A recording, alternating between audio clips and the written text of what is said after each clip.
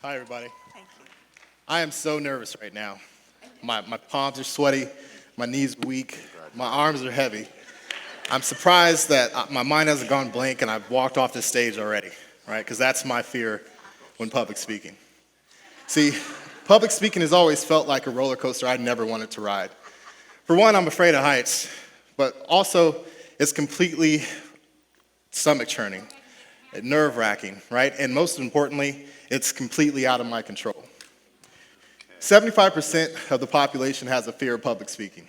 10% are terrified of public speaking. Another 10% actually like speaking in front of people. I just don't think they ever included me in that statistic. I think it often comes down to three common fears. The fear of judgment. What are people saying about me right now? The fear of making mistakes. Did I just say that right now? Or being the center of attention. Literally, all eyes are on me right now, right? The fear of judgment. What if I come up here and I sound just like Napoleon Dynamite? Or while I think I look good in this suit today, what if I feel like I'm dressed just like Jim Carrey in The Mask? How embarrassing would that be? Fear of making mistakes.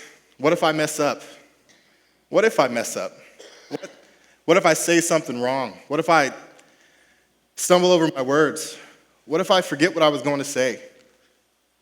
What was I going to say?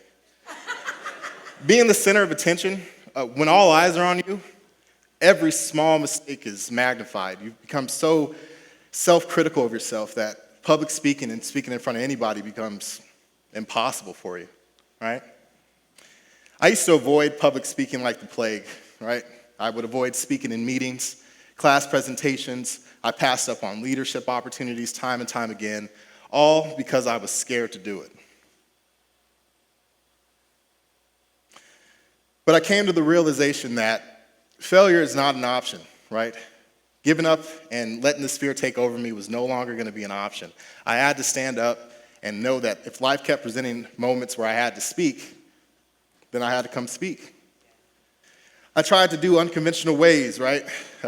Just conventional, unconventional ways like cool running when they're practicing bobsledding in a tub. You know, practice makes perfect. I had to give everything a shot to make sure I can stand up here today. So practice, practice, practice, right? You hear it all the time. You hear Terry say it all the time. Practice in front of small groups, family and friends. Practice in front of the mirror, in front of your dog. Something that's low pressure environment where you can build your confidence up.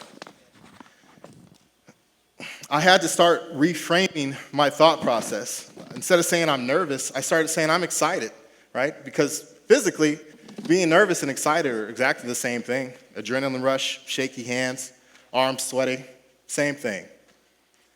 I also had to let go of the idea of perfection. I thought that being a good speaker meant I had to come up here and never make a mistake. But I realized that being prepared and not worried about being flawless, just like now, mistakes happen. It's not the end of the world. Then 2 months ago, I had to speak at my father's funeral. It was perhaps the hardest thing I've had to do. And it was completely emotional. It was overwhelming, right? Even speaking in front of you guys today without that. I didn't want to come down on stage and speak about my father and break down. I wanted to take a deep breath and remember why I was speaking there. I was honoring him, honoring his memory, his legacy, the memories we've created together, and our family. And somehow, I got through it. I think that moment changed everything for me. If I could stand in front of grieving friends and family and speak from the heart, then I can stand here today, and it just felt so much easier today. And that's what happens with fear. It shrinks when you face it, right? Every time I speak, the more confident I become. But what can you do in that moment, right? You just have to embrace the fear. Something that really shocked me was the fact that the audience actually wants you to succeed, right? When I was speaking at my father's funeral, people weren't critiquing me. They were listening to me because they cared. They were listening because they cared. And I think that's true in most settings.